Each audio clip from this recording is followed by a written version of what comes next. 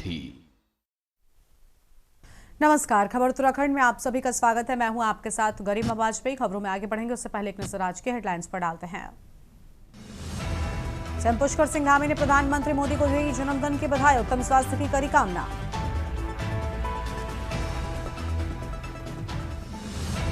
काशीपुर में कांग्रेस कार्यकर्ताओं ने चलाया हस्ताक्षर अभियान, भाजपा सरकार के खिलाफ जमकर नारेबाजी की।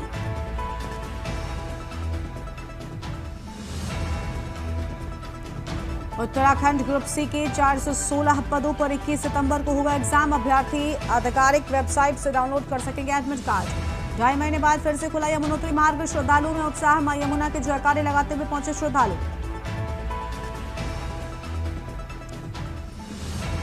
नून में चौतरफा बरपा कुदरत का कहर, नदियां उफान पर, बादल फटा, अब तक 17 की मौत।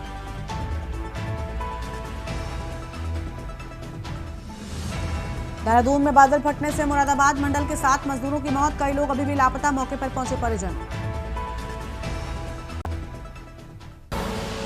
आप देख रहे हैं के न्यूज, खबरों का सारथी। रुक करते हैं खबरों की ओर। प्रधानमंत्री मोदी के जन्मदिन के मौके पर देहरादून में स्वच्छता सेवा 2025 अभियान आयोजित किया गया।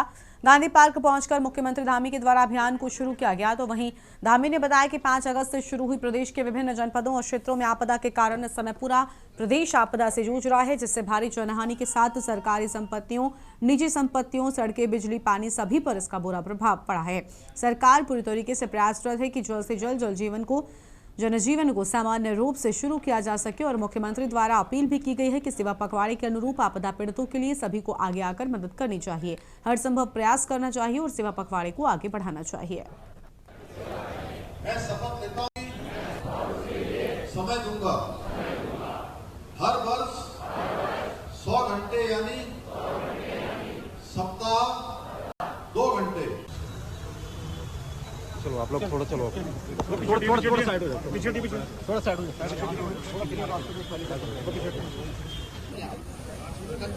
सर, फेस इधर कर लीजिए प्लीज।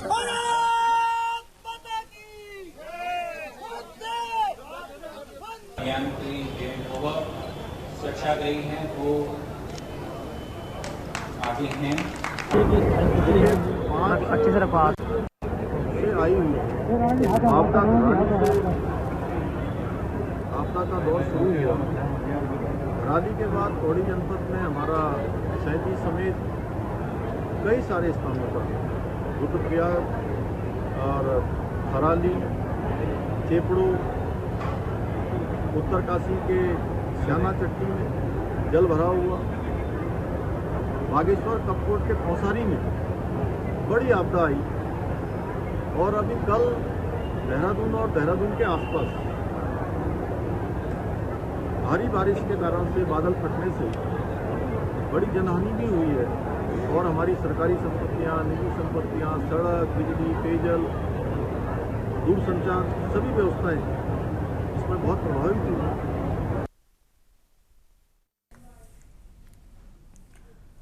वेस्ट का उपयोग आम नागरिक किस तरीके से कर सकता है, इसको लेकर उत्तराखंड पॉल्यूशन कंट्रोल बोर्ड के मेंबर सेक्रेटरी डॉक्टर पराग मधु धक्कते ने घरों में होने वाले वस्तुओं यानी ई वेस्ट का प्रयोग हम किस तरीके से कर सकते हैं, इसको लेकर प्रधानमंत्री मोदी के जन्मदिन के मौके पर उत्तराखंड के 13 जिलों में जागरूकता अभियान चलाया। उन्होंने कहा कि भारत सरकार के द्वारा पंजीकृत कंपनियों को आम नागरिक कैसे संबंधित वस्तुएं बेचकर पैसा कमा सकता है। पक्ष के 3 इराक के माध्यम से स्थानीय लोगों को इकट्ठा करके यूपीआई के माध्यम से पेमेंट भी कराया जाएगा। ई वेस्ट को बिल्कुल भी नजर ना देखा जाए, जिससे पर्यावरण को नुकसान ना पहुंचे।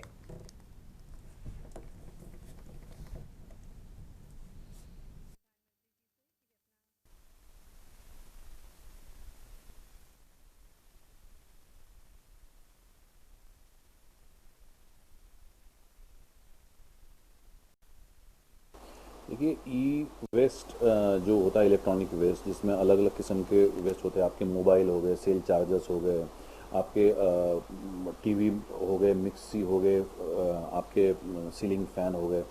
तो ये ऐसी चीज़ें बहुत बार हम नज़रअंदाज करते हैं और हमारे जैसे मोबाइल है या आपके पुराने चार्जर्स है, उनको हम वर्तमान में यूज़ भी नहीं करते, लेकिन वो दराज का हिस्सा बना रहता है, वो वही पड़े रहते हैं वहाँ पे। और बहुत सारी चीज़ें जो है, बैटरी लीकेज की भी घटनाएं सामने आती है, कुछ हेल्थ हजार्ड्स भी इससे जुड़े हुए हैं। तो उसको ध्यान में रखते हुए ई वेस्ट रूल्स भारत सरकार ने जारी किए गए हैं। इसमें पंजीकृत जो रिसाइकलर्स है वो इस पूरे जो ई वेस्ट मटेरियल है इसको वो लेते हैं। सड़क किनारे अपने दोपहिया वाहन पर बैठे एक छात्र के साथ पुलिसकर्मी के द्वारा अभद्रता करने तथा वाहन को सीज किए जाने के मामले में छात्र नेताओं एसएसपी कार्यालय पहुंचे सीओ सदर त्रिवेंद्र सिंह राणा से नाराजगी जताई है। इस मौके पर छात्र नेताओं का कहना है कि बीते रोज छात्र मलय नेगी सड़क किनारे अपने दोपहिया वाहन में बैठा था, लेकिन इस वक्त पुलिस का सरकारी वाहन भी वहां से गुजरता है जो किसी अन्य वाहन के कारण फंस जाता है, जिसमें से एक पुलिसकर्मी वहां से उतर कर आता है और छात्र के साथ अभद्रता करते हुए छात्र को थप्पड़ मारकर गाली गलौज करता है और जाते वक्त जान से मारने की धमकी भी देता है। साथ ही उसके दोपहिया वाहन को भी पुलिस द्वारा सीज कर दिया जाता है। दोपहिया वाहन को चालानी कार्रवाई में चौपहिया वाहन दर्शाया गया। छात्र नेताओं ने मामले में विरोध जताया। मित्र पुलिस की भूमिका पर सवाल खड़े करते हुए संबंधित पुलिसकर्मी के खिलाफ कार्रवाई की मांग भी उठाई है।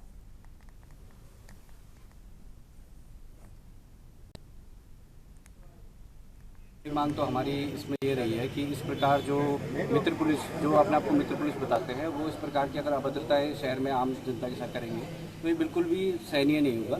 तो हमने इस विषय में सीओ साहब को एक ज्ञापन दिया है कि जो इसमें जो भी इस प्रकरण में जो दोषी हैं, जो पुलिसकर्मी हैं, जो इस प्रकार का अभद्रता करते हुए पाए गए हैं, इन्हें तत्काल प्रभाव से निलंबित किया जाए।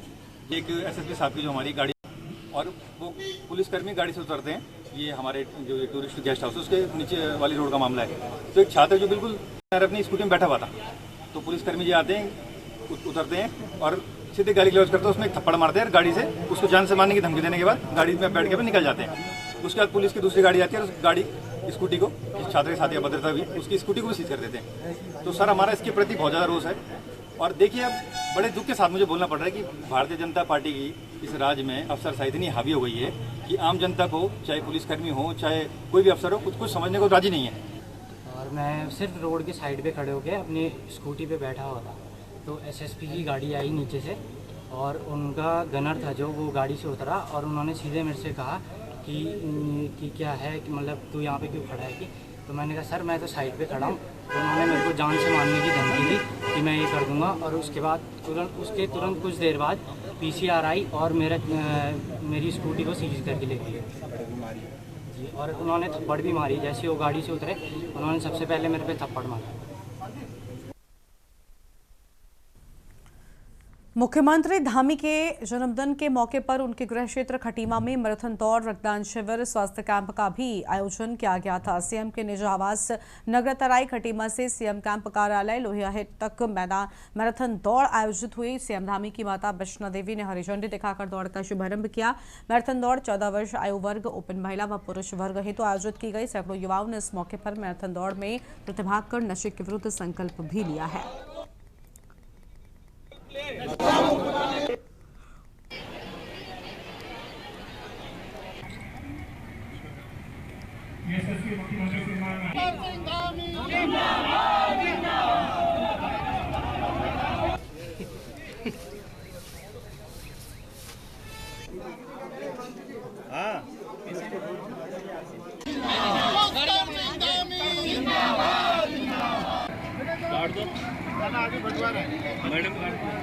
लोगों का दिल की गहराइयों से हार्दिक स्वागत अभिनंदन करता हूं। इतने बड़े धूमधाम से आज यशस्वी मुख्यमंत्री जी का जन्मदिन मनाया है होने की उनके कामना करते हैं कि अध्यक्ष हैं और नारी शक्ति का प्रतिनिधित्व करते हैं। स्वास्थ्य शिविर का आप लाभ ले सकते हैं। प्रदेश के यशस्वी ऊर्जावान मुख्यमंत्री पुष्कर सिंह धामी जी के जन्मदिन के अवसर पर आप हमें हमारे मैराथन दौड़ के द्वारा किया गया और हमारे यहाँ रक्त शिविर का आयोजन भी यहाँ हुआ है और हमारे उत्तराखंड के यशस्वी मुख्यमंत्री माता जी के द्वारा उस रक्त शिविर का जो है शुभारंभ किया गया और यहाँ पर स्टॉलें भी लगी और देशी शिविर का कार्यक्रम भी हुआ है और स्वास्थ्य की भी यहाँ पर स्टॉल लगी है और यहाँ पर स्वच्छता को विशेष ध्यान रखते हुए स्वच्छता के तहत यहाँ पर स्वच्छता का भी कार्यक्रम किया गया और सभी यहाँ के क्षेत्र वासियों में और यहाँ के जनप्रतिनिधियों द्वारा माननीय मुख्यमंत्री जी का जन्म बड़े धूमधाम से मनाया गया। संकल्प धारणी की तरफ से माननीय मुख्यमंत्री जी के इस कार्यक्रम को आयोजित किया गया और इसमें आज रक्तदान शिविर और मैराथन हाफ मैराथन का आयोजन किया गया, जिसमें कम से कम 200 से 300 बच्चों ने भाग लिया और सभी बच्चों को भी पुरस्कृत किया गया है। और जितने भी यहाँ पे हमारे सभी लोगों को हम आज माननीय मुख्यमंत्री जी का जो जन्मदिन मनाया है उसकी हार्दिक शुभकामनाएं दी गई। यहाँ से केक काटा गया और विभिन्न कार्यक्रम यहाँ पे प्रस्तुत किए गए, क्योंकि आज माननीय मुख्यमंत्री जी का एक साफ संदेश था कि प्रदेश में जो आपदा आई है तो हमको इसको सलीके से करना है, बहुत मतलब साधारण तरीके से इस कार्यक्रम को करना है। तो आयोजन बिल्कुल साधारण तरीके से किया गया है आयोजन इसका, और इसमें जो सेवा भाव से जो काम किए जा सकते हैं वो सारे काम हमारे द्वारा पार्टी के कार्यकर्ताओं द्वारा किए जा रहे हैं। और ये आप लोगों ने देखा ही है कि ये भव्य आयोजन माननीय मुख्यमंत्री जी के इस समारोह के रूप में हम लोग मना रहे हैं। रुड़की से खबर है, बाइक और स्कूटी की टक्कर हुई, जोरदार भिड़ंत में पति पत्नी घायल। इमलीखेड़ा चौक के प्रभारी ने दोनों को पहुंचाया अस्पताल। पुलिस ने घटना को लेकर जांच शुरू की। भगवानपुर बाईपास के पास की पूरी घटना सामने आई है। बड़ी जानकारी आपको बता दें,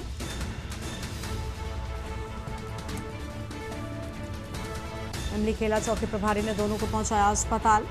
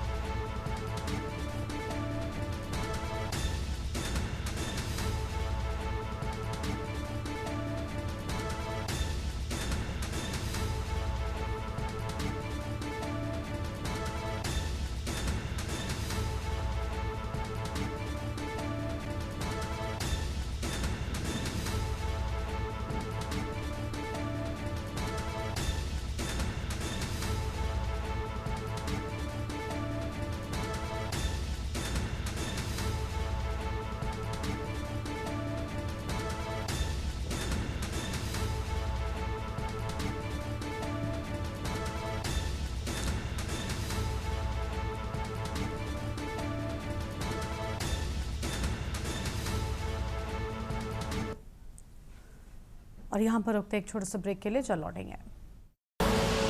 आप देख रहे हैं के न्यूज़ खबरों का। ब्रेक के बाद आप सभी का स्वागत है। खबर है कालाडूंगी के रामनगर से, जहां पर वन प्रभाग की कालाडूंगी रेंज में मंगलवार को एक नर बाघ का शव मिलने से वन विभाग में हड़कंप मच गया। बाघ का शव जखलुआ बीट के कंपार्टमेंट संख्या 2C निगम डिपो के प्लॉट संख्या 1 में कर्मचारियों को दिखाई दिया। उन्होंने तत्काल इसकी सूचना वन विभाग को दी, जिस पर रेंजर मुकेश जोशी अपनी टीम के साथ मौके पर पहुंचे।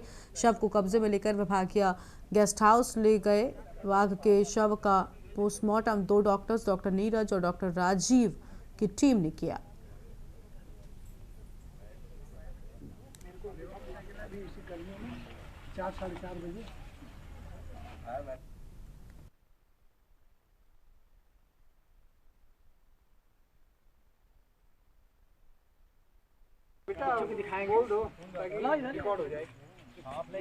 लगभग 3:30 बजे हमारे निहार बीट में वन निगम की डिपो है, वहाँ से कर्मचारियों का फोन आया कि एक बाघ टाइगर मृत पड़ा हुआ है। हमारे कर्मचारी गए वहाँ पर। प्रथम दृश्य बाघ के समस्त अंग सुरक्षित है। बाघ वहाँ पे पग मार्ग देखा, हमें चल के भी आया हुआ है। तो ऐसा लगता है कि कल डिपो बंद थी, परसों रात हो सकता है या कल रात वहाँ पर आया। उसको हम यहाँ पे ला के अभी पोस्टमार्टम चल रहा है। सभी अंग सुरक्षित हैं, इसके हमें अवैध शिकार का भी कोई मामला बन रहा है। फिर भी इसके बिसरा है, कुछ अंग के पार्ट्स हैं, तो अभी हम उसको प्रिजर्व करके आगे और एक्चुअल इसकी मृत्यु कैसे हुई उसको पता चल जाए। अगली खबर हरिद्वार से, जहां पर मनसा देवी पहाड़ियों से भूस्खलन के बाद बंद हुआ हरिद्वार देहरादून रेलवे ट्रैक अब फिर से खोल दिया गया है। भारी बारिश के चलते पहाड़ियों से आया मलबा रेलवे ट्रैक पर जम गया था, जिससे रेल यातायात पूरी तरीके से ठप हो गया था। इस घटना से यात्रियों को बड़ी असुविधा का सामना करना पड़ा है।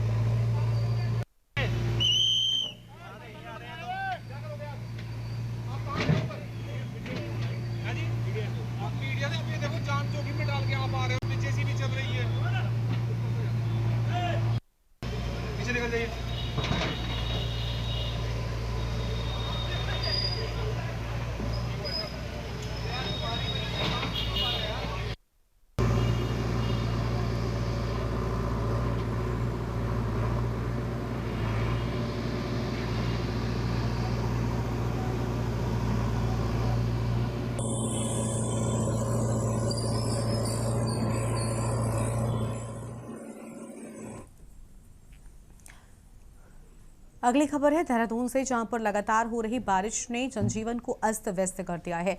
बीती रात हुई मूसलाधार बारिश के चलते तमसा नदी उफान पर आ गई, जिससे विश्व प्रसिद्ध प्राचीन श्री टपकेश्वर महादेव मंदिर में पानी और मलबा दोनों घुस गया। मंदिर परिसर को काफी क्षति पहुंची। मंदिर का हाल जानने पहुंचे प्रदेश कांग्रेस के उपाध्यक्ष सूर्यकांत कसमाना ने मौके पर हालातों का जायजा लिया है और भाजपा सरकार पर जमकर निशाना भी साधा है।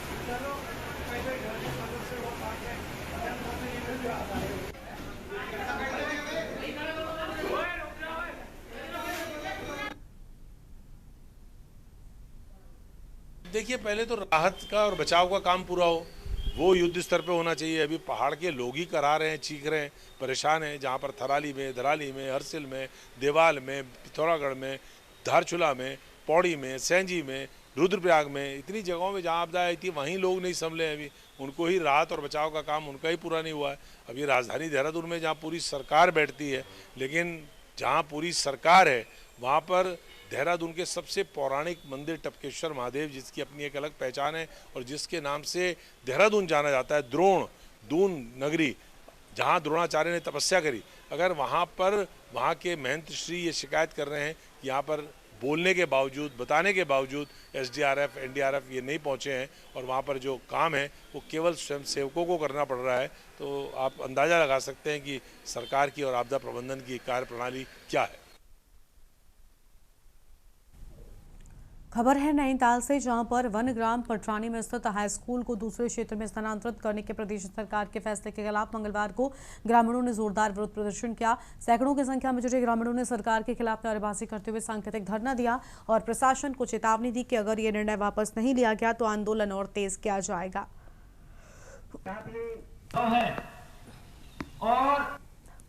सर, पटरानी जो हमारा ये वन ग्राम है, यहाँ पर एक आपका उच्चतर माध्यमिक विद्यालय चल रहा है और जिसमें अच्छे खासे बच्चों की स्ट्रेंथ है और इस विद्यालय को क्लस्टर विद्यालय के रूप में आपका जो मालधन चौड़ है वहाँ पर समायोजित किया जा रहा है, जिससे यहाँ के लोग काफ़ी नाराज हैं, यहाँ की जनता, क्योंकि कहने पर एक ही यहाँ पर ये विद्यालय है, बच्चे पढ़ते हैं, तो अगर यदि मालधन चला जाएगा तो यहाँ के बच्चे कहाँ जाएंगे, बहुत बड़ा सोचनीय प्रश्न हमारे सामने है। ये घबला ये तो ये सोचे कि आज हमारी नींद खुली है, आज तक हमारी जनता सोई हुई थी लेकिन उनको जगाने पे भी जग नहीं रही थी। ये जगाने का काम हमारे बड़े भाई एस लाल जी ने किया है और साथ ही हमारे कोई पार्टी से कोई लड़ाई झगड़ा या कुछ नहीं है, कोई विरोध भी नहीं है। हमारे तो मांगे हैं, अगर हमें वोट ले सकते हैं हमसे तो हमारे मांगने का अधिकार भी तो है। हम लोग ये चाहते हैं कि जिस तरह से आज यथाचित चल रहा था हमारे यहाँ पर उच्चतर माध्यमिक विद्यालय हाई स्कूल, उसी तरह से सुचारू रूप से चलाएं। और अगर ये चलाए थे और जैसे कहते हैं कि हम गाड़ियां चलाएंगे या बसें चलाएंगे, मैं उन लोगों से पूछना चाहता हूं, अगर वो बसें यहाँ चलाना चाह रहे हैं तो 108 गाड़ियां आप तक क्यों नहीं चली? ये कच्ची सड़क की वजह से आप लोग कहते थे कि यहाँ पर रोड नहीं है, 108 नहीं आ सकती है। जो प्रसव महिलाएं मौत के मुंह में बैठी रहती हैं, उनके लिए सुविधा नहीं दे पाएंगे और आज कहते हैं कि हम गाड़ियां देंगे। गाड़ियां देंगे कैसे देंगे? इतना बड़ा गांव हमारा क्षेत्र है, पटरानी, कारगिल, कुमुगडार, नई बस्ती, इस तरह से हमारा वन क्षेत्र है। इस गांव में निवास करते हैं, किसी तरह से कठिनाई में अपना जीवन व्यतीत करते हैं, लेकिन सरकार को आज तक हमारे विषय में सोचा ही नहीं। सोचना होता तो 108 गाड़ियां पहले लगी होती। और आज हमारे पास जो संस्था आ रखी है हाई स्कूल की, उसको धीरे धीरे ले आ रहा है। हमारा मानना, हमारा जनता का मानना ये है कि हो सकता है आज हाई स्कूल साफ कर रहे हैं, यहाँ से हमारी नजरों से हमारे बच्चों से वंचित कर रहे हैं शिक्षा से। इसी तरह से कहीं जूनियर हाई स्कूल और प्राइमरी और इस तरह से लाइट का भी कहीं हमारे पे विलुप्त न कर दिया जाए। इस बुलेटिन में इतना ही। आप देखते रहिए के न्यूज़ इंडिया। नमस्कार।